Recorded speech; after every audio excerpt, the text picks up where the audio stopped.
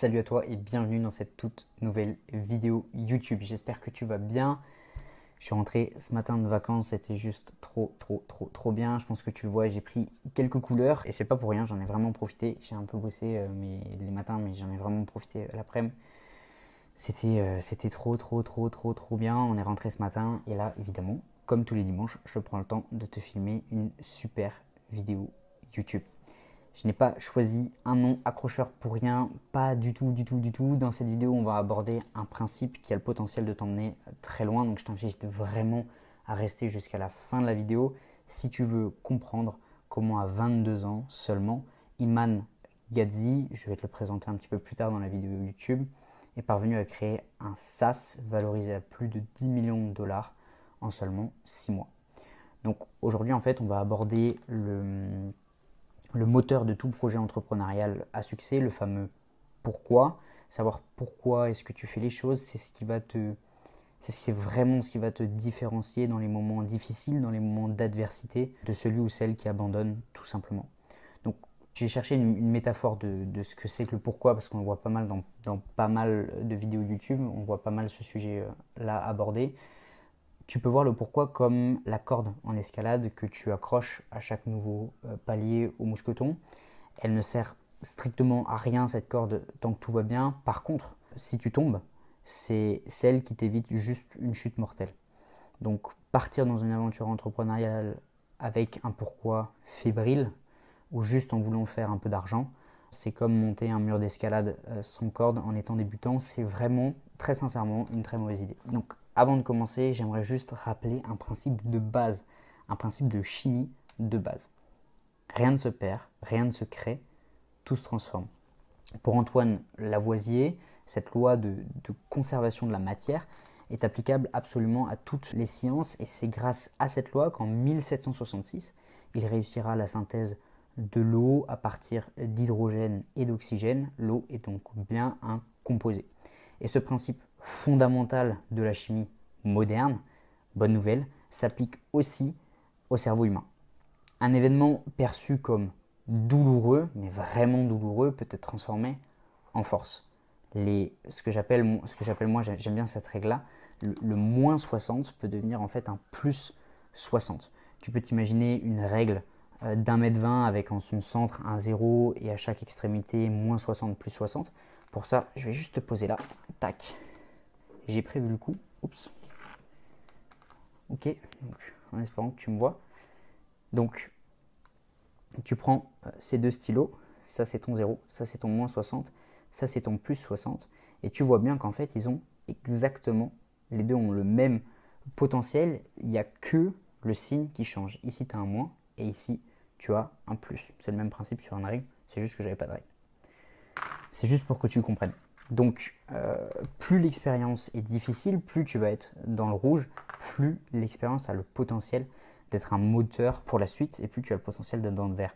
Donc, à la hauteur de la difficulté, l'expérience va s'avérer être une force, à condition, évidemment, de la transformer, d'en faire quelque chose, et surtout de lui donner une nouvelle signification, de lui donner un nouveau sens. C'est d'ailleurs souvent cet événement douloureux qui va devenir ton pourquoi. Et le pourquoi, c'est le moteur de tout le reste. C'est le moteur de ton aventure entrepreneuriale, ça peut être le moteur de ta vie. C'est vraiment, c'est le diesel, l'essence pour une voiture. Bien souvent, les gens ne voient que les résultats et ils essaient de courir après un résultat. C'est vraiment le cas dans le monde du fitness. Les gens ne voient que les formes d'un corps dessiné, mais ils ne connaissent pas les coulisses. Pour ça, j'ai pris un exemple qui parlera à tout le monde, l'exemple de Thibaut InShape, qui a donné les coulisses seulement 2 ans après avoir publié sa première vidéo YouTube, que tu trouveras d'ailleurs en description de la vidéo, de cette vidéo YouTube.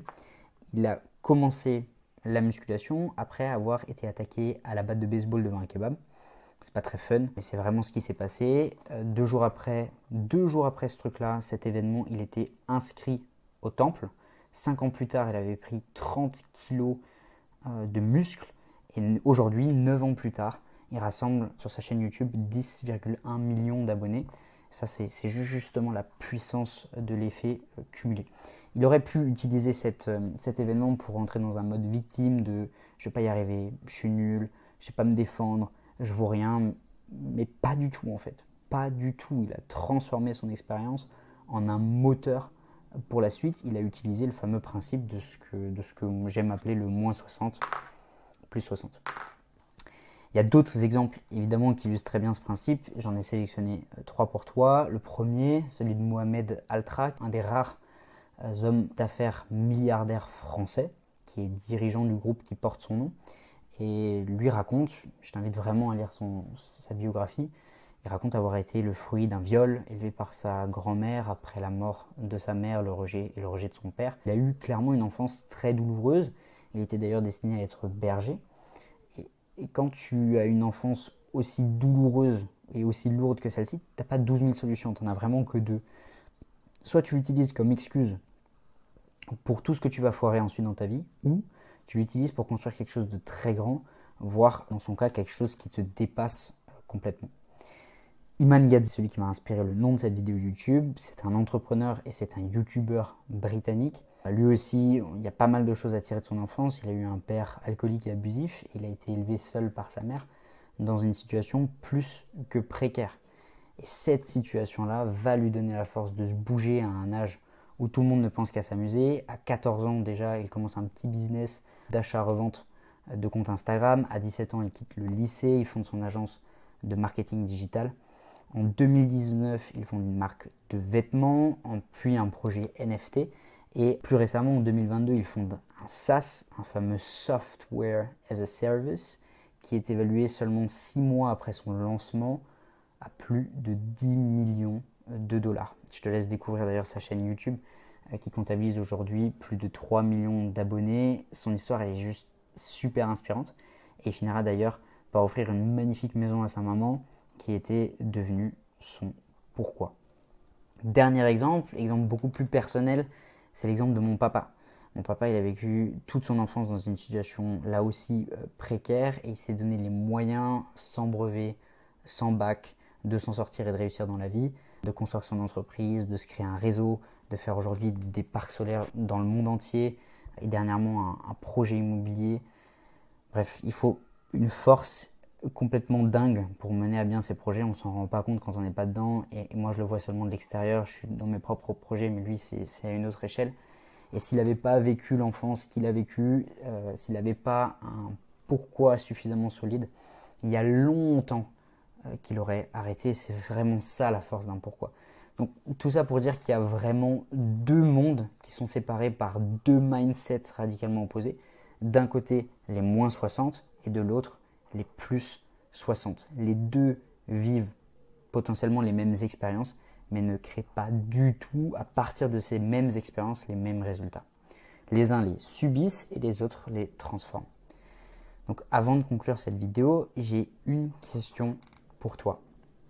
Où est-ce que tu seras dans 3, 5, 10 ans si tu transformes tous tes échecs, absolument tous tes échecs, en opportunités pour progresser, pour faire mieux, pour grandir?